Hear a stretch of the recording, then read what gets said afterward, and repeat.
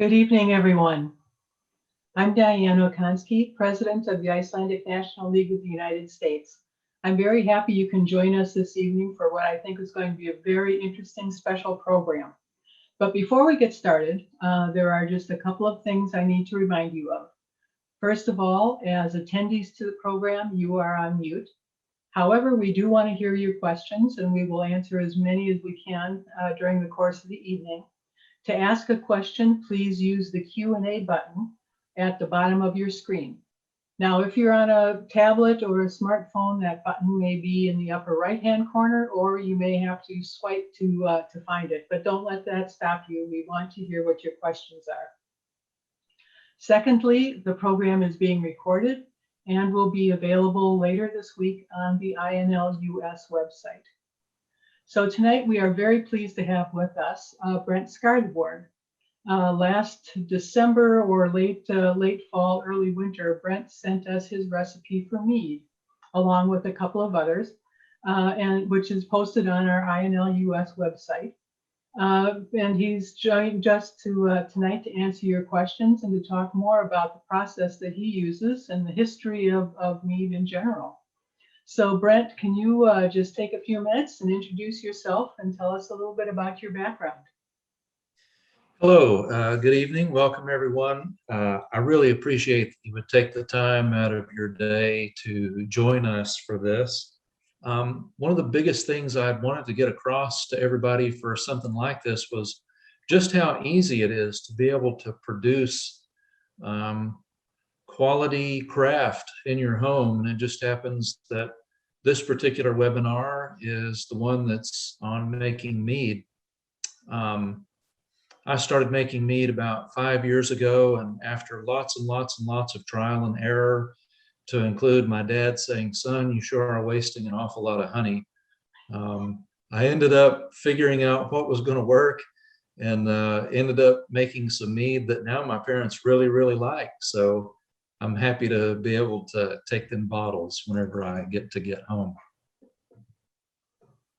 And you are actually a trained Japanese chef as well. That's true, and it's that's an odd enough of an evolution there. My dad was in the Army, so my sister and I both kind of grew up and graduated high school, both of us in Germany. And I went in the Air Force right after high school. I couldn't wait to get back to Europe, but on my own terms. And I had a really good time there. After 5 years in the Air Force, I moved back to the States. I went to college for the next 5 years and got married right at the end of that. And a couple of years after that, my wife said, "Well, what would you like to do when you grow up?" And at the time I thought, going to culinary school and becoming a chef would just be great. So I had the clever idea that I wasn't going to go to one of the regular cordon bleu or French-based schools, and I chose to go to a Japanese school. And it was kind of a surprise when I showed up, because I was the only non-Asian guy there. So it was a very unique experience. I was asked when I got there, they said, "We're going to need you to speak as much Japanese as you can," which I had been kind of practicing up before that. And so after graduating, I got the opportunity to work in a restaurant of my choice, and I did that for a while. And the evolution of that ended up being that when I moved to Texas for a completely separate career, where I've been for going close to 20 years now, I had the opportunity to work with the local Japan Consulate General here in Texas, and was doing some different events and teaching some classes at a very nice Japanese owned and operated restaurant here in Houston, very classic, that was owned by a gentleman that was he was a CFO of a big Japanese oil company, and when he retired, he opened up a Japanese restaurant here in Houston. And he had the idea that he wanted to have people that chefs that understood Japanese culture and some of the Japanese food history culture, and be able to explain that to patrons at the sushi bar. So even though I learned lots and lots and lots more about real traditional Japanese cuisine other than sushi, working in the restaurant and teaching classes there was mostly focused on doing sushi. After that, and well, sort of during some of that, and then afterwards, I had the opportunity to start taking students and teaching classes and doing dinners around the city. And for a number of years, I had some students, some of which were Japanese, and they said, look, we're Japanese. We grew up eating this food, but you couldn't eat it unless you went to a restaurant.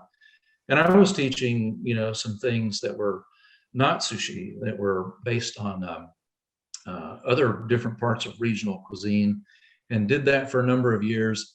And then I had the idea that wouldn't it be great if I took some of those same types of principles and the same understanding that the Japanese have about traditional eating and do something that was more specific to my family's culture, to my family's genetic culture as they migrated from Norway to Iceland, to England, to the American colonies.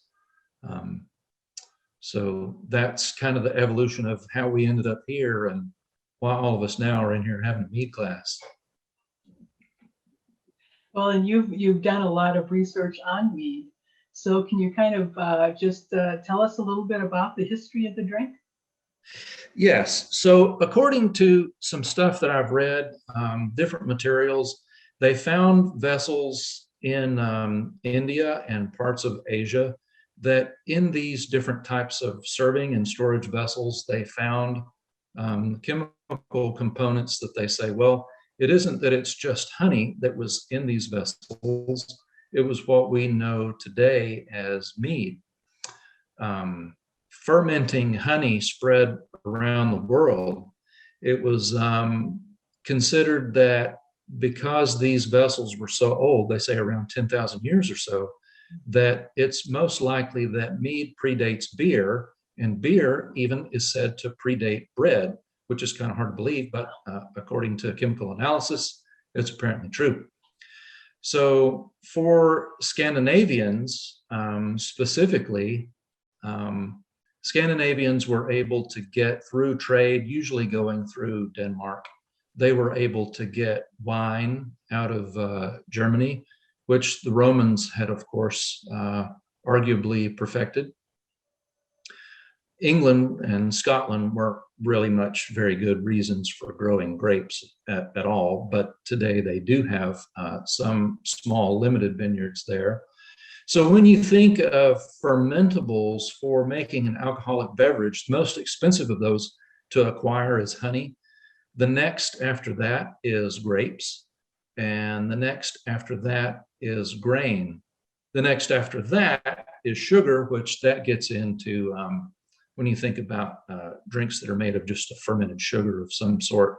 And then after that, with monks and having actually being born out of Arabia was distillation.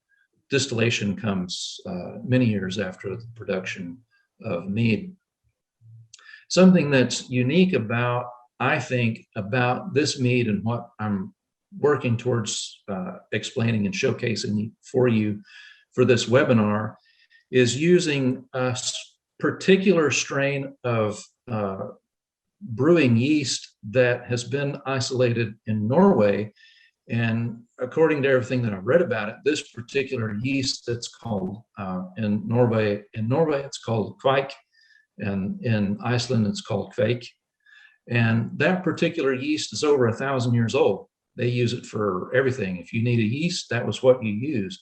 And the thing about like today, that from what I've researched so far with the Norwegian farmhouse brewing community, they use this kveik or kveik, I use those terms interchangeably, to brew beer. One of the really neat things about using this particular strain is that you go grain the glass in just a couple of days, as opposed to having to wait a couple of weeks. Or in the case of mead, where classically today, a lot of meads that are made 13 to around 17% alcohol by volume, those meads are ones that usually take 2 weeks in the fermenting and racking stages to going to 5 months, 6 months, or longer in aging. But this particular mead that I'm sharing with you all is what's called a session mead. And these session meads, I can turn these around, grain to glass, depending on how aggressively it ferments, in like 3 days, 3 to 5 days. It's pretty aggressive. I don't have a video to show you for this webinar of what this really aggressive fermentation looks like. But if you happen to just Google mead making with Kveik, or beer making with Kveik, you'll see that it can be, in some cases, depending on the volume that you're fermenting at any particular time, blowovers can be pretty common where it overflows. It looks like you put if you've ever seen like the Mentos Fresh Maker commercials where somebody puts the Mentos down in a Pepsi bottle and shakes it up, it's pretty close to that. It's a pretty aggressive fermentation cycle, which, depending on how aggressive that is, if you've gone the extra scientific step of taking gravity measurements to see exactly what type of alcohol by volume level you're getting for that particular mead, depending on how much you're fermenting at a time, some of these different more complicated recipe particulars, it can take 4 or 5 days. And the longer you let it go, the more alcohol you get per your fermentable volume can adversely affect the overall flavor of your mead. So just getting high alcohol isn't really what you're after. Getting a delicious product is what you're after. And for me, with using Kveik right now, I'm usually shooting for around 6 to 8% alcohol by volume.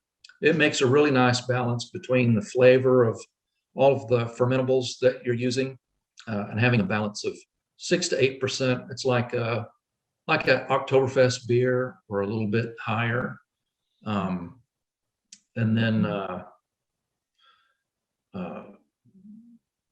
And then after cold crashing in the refrigerator, and then after that, you can bottle or share or drink it all yourself, enjoy it with a meal, which is what I typically do. Okay. Well, we may not have for Scandinavians in particular, mead is special. Oh, I'm sorry. Go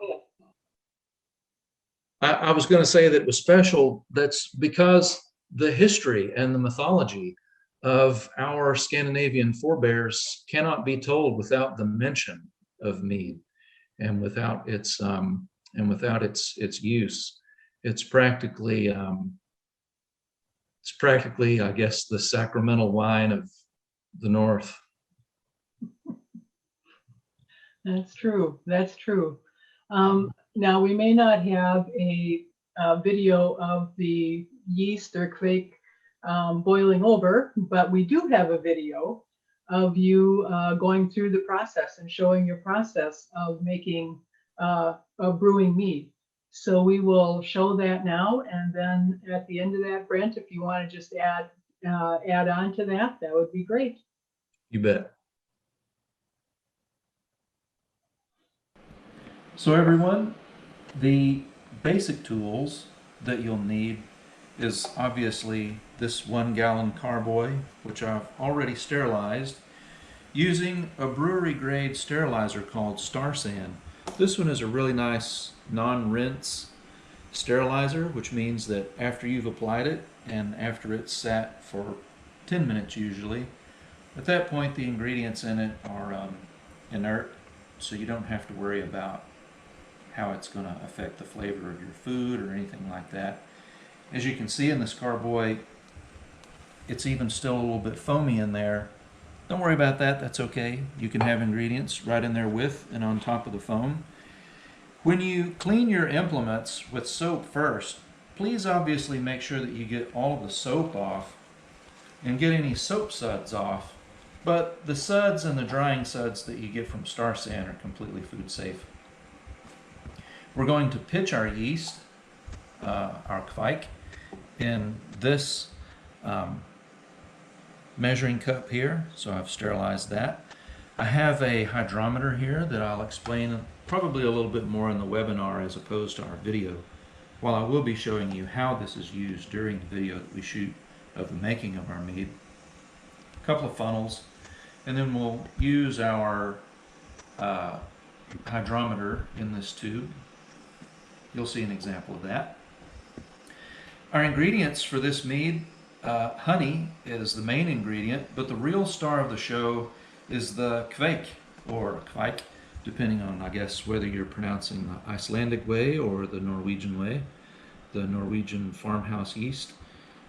This particular strain is Voss, and the other ingredients that we're using for this particular mead is apple, which I've chopped really small, and fresh ginger, which I've julienned, and a culinary lavender here. The lavender, kind of think of it as your hops, like for a beer. They're both a little bit for aroma as well as kind of your bittering agent. The ginger, as much as you might perceive a little bit of ginger flavor in your mead, it's more kind of an acid that builds on sort of the texture and mouthfeel of the mead itself. Apple, obviously, for flavor. So it's kind of a multiple ingredients there are all contributing to flavor. I cut all of these things really small, number one, because you want as much surface area for whatever you're using as a flavor to come in contact with your mead as it's fermenting. And next, the top of the neck of the carboy is kind of small, so once your mead's finished, you want all of the apples and everything to be able to come out of the neck pretty quickly as you strain that off, once the mead is done fermenting. Next, we're going to mix it all up, and I'll show you what that looks like. What I'm going to do next is I'm going to do what's called pitching the yeast. You do the same kind of thing like when you make bread, which is where you'll have, like, depending on what kind of bread you're making, where maybe if you have like a warm milk and you put so much yeast into it, and then while the yeast is in the warm water, it starts kind of waking up. We're going to do the same thing with kvike. Now, kvike is a little bit different than regular bread or beer yeasts that usually operate around 75 degrees Fahrenheit for their fermentation. It likes that temperature. Like while bread's rising, that's kind of, room temperature is the temp you want to have it at. Kvike is a little bit different. It likes 93, 95 degrees Fahrenheit up to around 105 degrees Fahrenheit, which would kill other yeasts. So this one, I'm going to use a little bit warmer water that I'm going to pitch this in, and I added just a little dollop of honey that I'm going to stir in. Just want to make sure it's in there a little bit. And so it gives the yeast a little bit of something to snack on while it's waking up. And it'll help prevent what's called sugar shock when this pitch yeast gets into the main mead as we mix that in. Now you're going to put about half a teaspoon of kvike in on top of your warm water. You don't really have to stir it. You can just leave it at this point. So from here, this process takes 15 to 30 minutes, depending, for the yeast to kind of wake up. So what you want to do at this point is, once you've added the kvike on top of your warm water with a little bit of honey, you just cover it with a paper towel or something and let that sit. Now, something that I do that's a little bit different, and I'll explain it some on the webinar, is I typically put on a little bit of music. It's an interesting kind of an old superstition for brewing, which, like I say, I'll explain later. So in this next half hour, I'll have music singing to the kvike while it's waking up, and we'll be back. So it's only been 10 minutes, but apparently this kveik is pretty active. So it got really foamy just in the first 10 minutes, which means that when I add it into the greater mixture for our mead called must, once I put that into the must and then we shake it up, it'll all be incorporated and then we'll get fermentation. So I was talking a little bit earlier about how this likes a warmer temperature. Once we have all this mixed up, you can take your carboy of must that's waiting to become mead, and you can just put it in your garage. You know, a hot day outside, just put it in your garage, leave it. 4 or 5 days later, your mead will be ready to chill and ready to drink.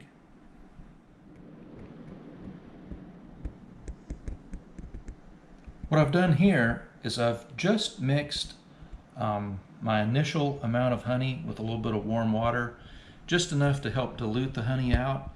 You can use warm water for this. I would say don't use boiling water, because when you add honey and boiling water together, all the good stuff that's in the honey that you want to enjoy and that your body can use dies in boiling water. So don't use boiling water to make your mead, but warm water is just fine. So this is just the initial bit of volume, just so I can mix up the honey. And what we'll do obviously is we'll end up filling this up to the top with warm water. And then what I'm going to do is I'll take a gravity reading, an initial gravity reading, which is a measurement of how much sugar per volume of water I have, and a little bit more explanation about hydrometers work later. But I want to take a gravity reading of how much sugar has been diluted into my water per fermentation volume before adding any of these additional solid ingredients. Once I have my initial gravity that I want to start my fermentation from, I'll add these additional ingredients afterwards. In my cylinder here, the honey and water mixture that I've put together, I have the hydrometer in there, and this one is measuring around 64, 65, which that actual number is 1.064 or 1.065. You want to write this down and keep that for when the end of your fermentation cycle is. And then when you calculate the difference between those two numbers, it will give you your alcohol by volume. For this particular type of mead that I like to make, and the one that I'm showing you today using kveik, it is a session mead. It's one that's usually around target gravity, is going to provide us just over 6% alcohol, which is a lot like an Oktoberfest beer. This is kind of a sweet spot for this particular style of mead, is 6 to 6.5. It can go up to around 8 if you have a pretty aggressive fermentation cycle. If you let it go longer than the 4 or 5 days that I usually let my meads go for 6%, if you go longer, the ABV value will go up to probably around 12% pretty easily. But that's a little boozy for my taste for the type of style of mead that I'm making here. So this one, hopefully, at the end of this 4 or 5 days, the reading will change, where it'll be like 1.020, 1.022, which means that when I take the next reading, the hydrometer will have sunk. And the difference is because the sugar and the honey is being converted into alcohol, which is lighter than water, so it creates this difference of an offset there. And that's how your hydrometer works. So here's all of our honey, our apples, lavender, ginger, all mixed in. So I'll give that a little bit of a shake after adding our kveik. And get all those foamy bits and let all that stuff and all of that get in there. And you can see that even in just these couple of minutes between the last shot that I showed you and this one, that it continued to aggressively foam up. Now that I've got all of that together, let's give it a shake. Oxygen is good for it at the first part, being a living organism. When you do meads that go longer, you don't want to have a lot of oxygen reintroduced into your fermentation cycle, but initially it's all good. And that makes sure that your kveik is all mixed in with all the honey, all your apples, all that stuff is all mixed up. The thing I'm going to do now is you can just use paper towel and rubber band, cap it off, put that in the garage where nothing can get to it, keep it all nice and warm, and I would say probably leave this to go for 4 days.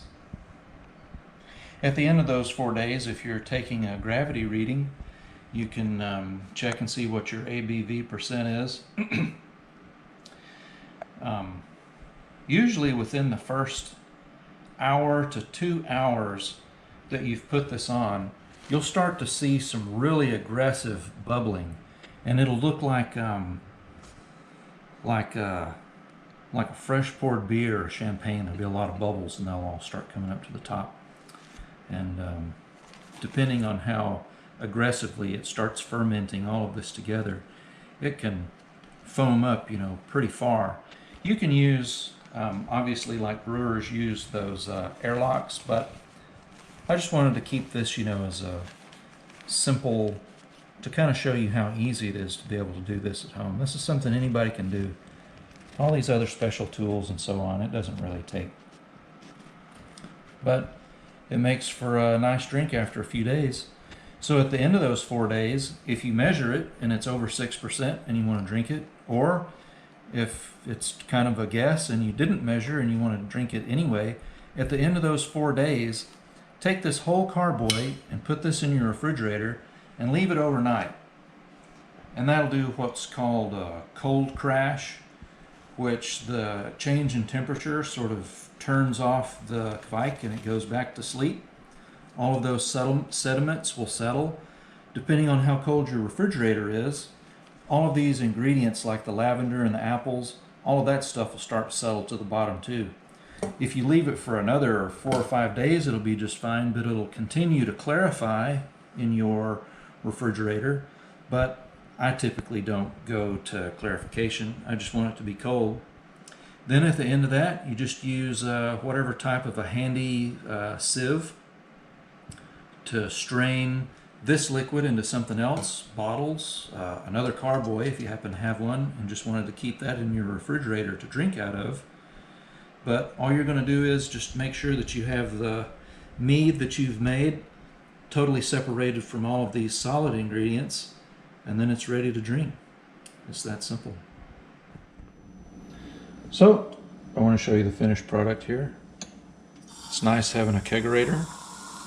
Fresh mead on tap, who wouldn't want that, right? The thing I wanted to show you in here with this was that you can see that the mead is a little bit effervescent, which is nice. Kind of like a beer, Prosecco, champagne, maybe like a Spätlese German wine.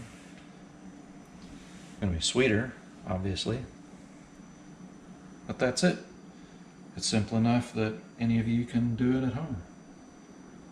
Thank you for joining, and this is for you. Skål.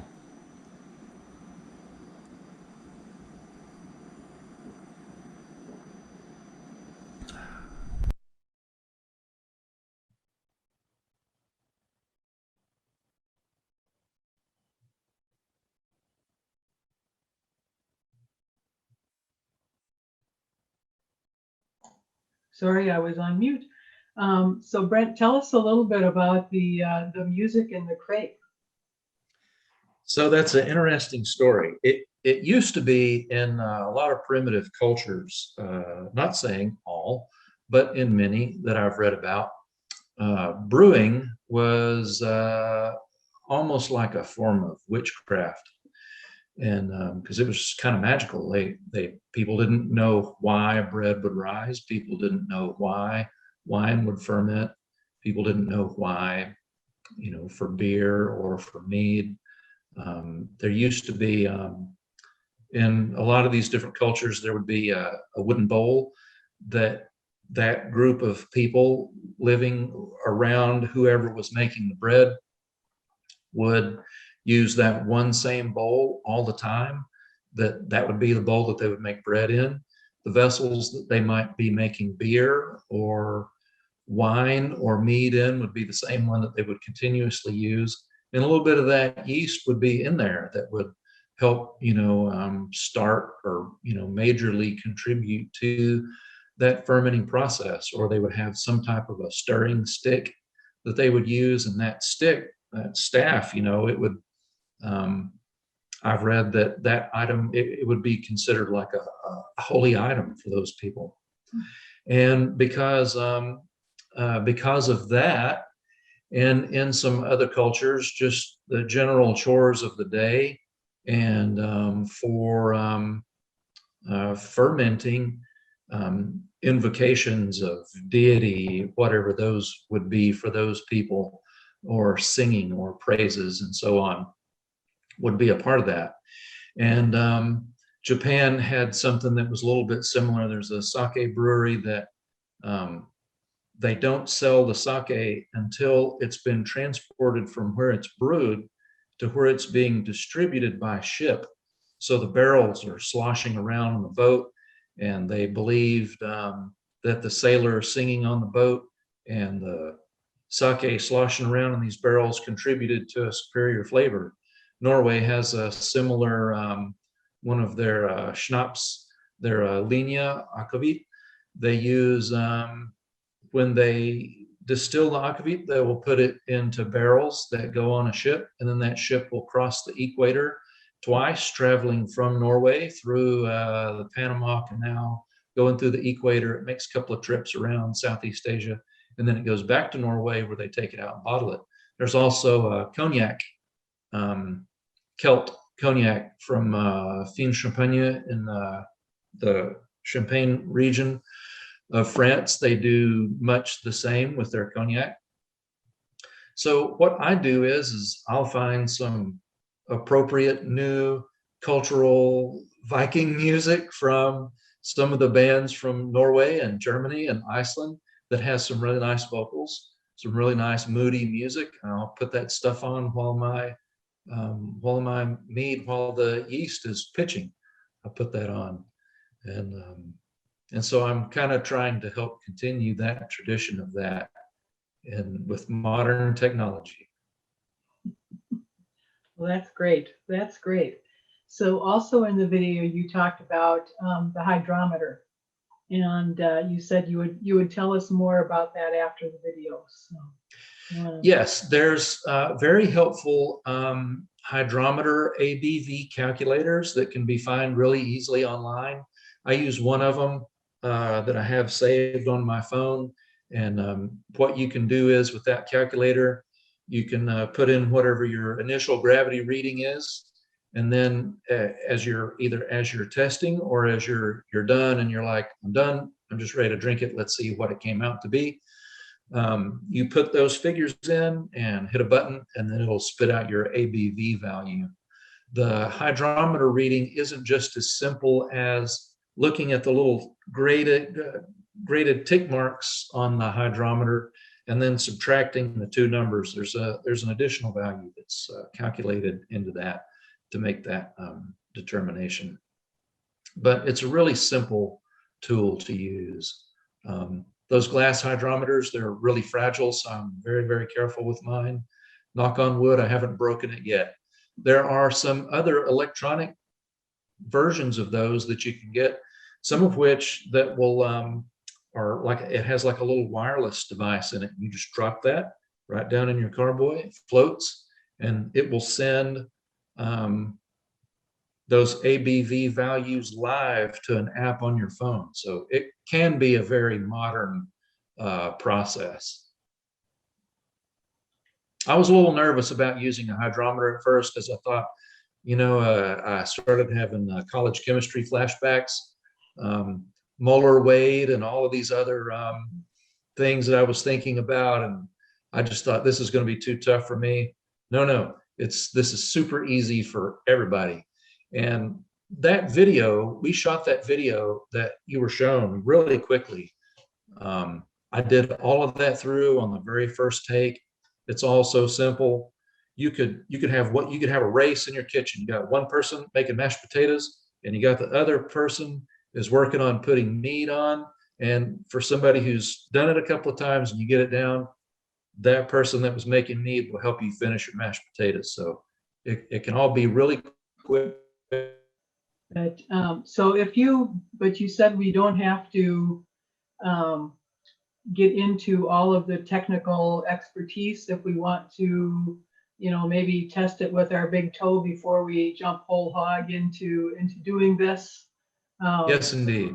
It looked like, if we had like an old apple cider gallon bottle laying around, we could use that and that's it. Wait till 4 or 5 days and put it in the refrigerator and hope the fruit falls. That's it. Okay. Can we use around the time it stops bubbling? It's pretty well ready. Okay. But if it's still bubbling a little bit, then you'll get that little bit of effervescence in there, which I really like. Okay. All right. Yeah. Well, I have to admit the mead that I bought at our local store does not effervesce, and so it's much more like a wine than a champagne. But yes, yours looks very refreshing.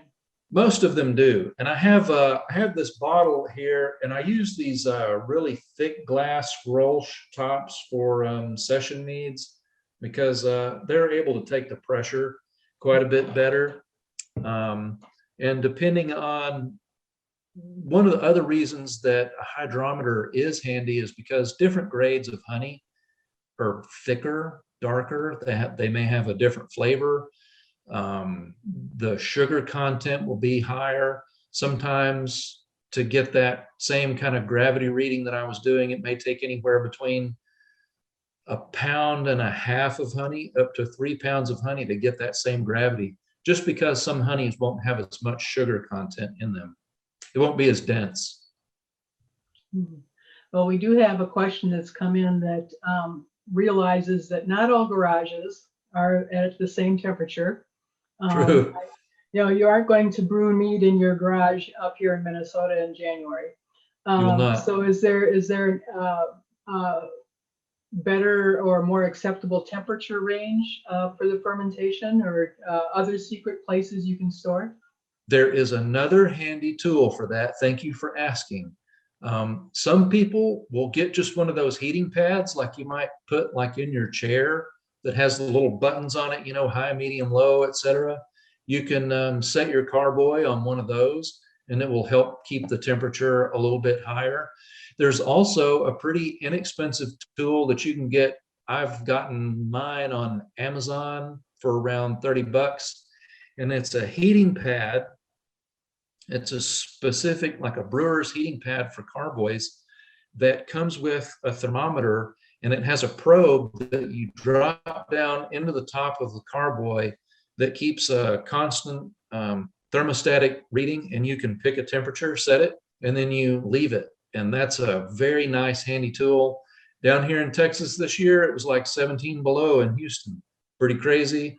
When I didn't lose power, I was still making mead thanks to that little heater. So please look into one of those, easy to find.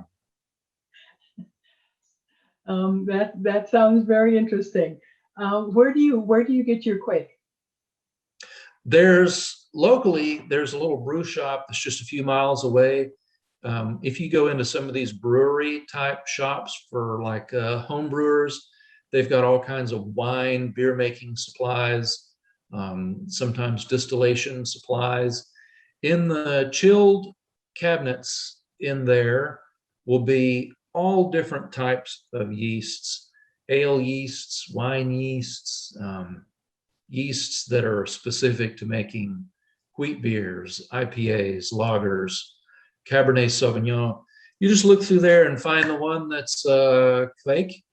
And there's even different types of kveik. There's probably 12 different ones I can think of right now, but I've had the best success with both flavor and fermentation time with Voss. If we don't have a brewer supply shop nearby, is that also available online somewhere? Very readily available online, easy to find, even on Amazon. You can get the same one that I'm using. All of those things, probably the carboy, all of those instruments, you could probably very likely find all that stuff on Amazon. Okay. Very easy to find. Okay. All right. Well, are there any other questions? Now's the time to get your questions in. Brent, what other tips and suggestions do you have for us? Have you ever made, or what other flavorings have you used with your mead? I got the idea for this apple, lavender, and ginger mead out of a cookbook that I bought my daughter. It was the cookbook. I didn't even know it had alcoholic recipes in it. It was just a bunch of food. And it was a video game cookbook of all things. And they had some different things in there that after I've been making mead for years, just some different fruit combinations that I had never thought of before, like orange peel, cardamom, ginger, clove, just different types of herbs that you like the taste of, different kinds of fruits, strawberry, blackberry, blueberry, elderberry. Lots of different types of berries lend themselves, any kind of fruit, berries lend themselves really well to it. You can use just straight honey if you want and add no fruit, no other anything at all, because even honey flavors can vary. If you go to the grocery store and you get a blueberry honey, like honey that came from wherever the hives where there was different fruit trees around. Orange blossom honey works really well. Wildflower, there's so much variation. My advice for everybody is to just have the confidence to experiment. Okay. Because mead is so sweet, or can be so sweet, what types of food pair well with it? So thinking about like Americans and what Americans eat, things, grilled meats, you could have it with pork chops, brisket, barbecued ribs, fish and chips. You could have it with, I frequently will have some mead with graflax, and you could have a mead on the side with plokfiskar. So it goes very well with lots of different types of dishes. Okay, all right. Well, we've got all the questions have been answered so far. Brent, what other suggestions do you have, or thoughts that you'd like to share with us this evening? I just hope that everybody has a good time trying this out at home. Please feel free to reach out to me on my website that was referenced. I have my email addresses there. If you have questions, I'm most certainly happy to answer those and help in any way I can. Okay. Well, thank you so much for your time tonight. It's been just a delight to have you here. For those that haven't been out to the INLUS recipe webpage yet, Brent also shared his recipes for lamb stew and gravlax. So we've got those out there as well as his mead recipe. If you have a recipe that you'd like to share with us, please send it to the INLUS mailbox, and that's info@inlus.org. I'd also like to just tell you a little bit before we close up tonight about our next program that's coming up. And that will be on Wednesday, July 28th. So 3 weeks from tonight, or 3 weeks from tonight.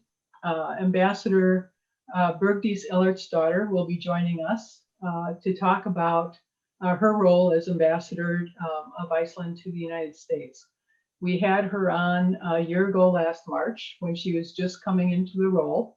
And now she's had, another 15 months and a lot of changes in those 15 months. So she's going to come on and talk to us a little bit about what's happened since she took the role and the activities that she's been involved in. Mr. Robert Cartwright, who is the Iceland's honorary Consul General to Northern California, will be facilitating that discussion. And that will start at 1 p.m. Eastern Time, noon Central, 11 Mountain, 10 Pacific. So it's a little bit different time slot than what we've normally had, but please try and join us. It will be a very interesting educational type program. So thank you all for attending this evening. It's Brent, again, thank you so much. Thank you. It's been an honor. Thank you for asking me. Yeah. Well, we might have to have you come on and talk about lamb stew or potfisker. So. Happy to do it. All right. Thank you so much, everyone. Good night. Thank you. Good evening.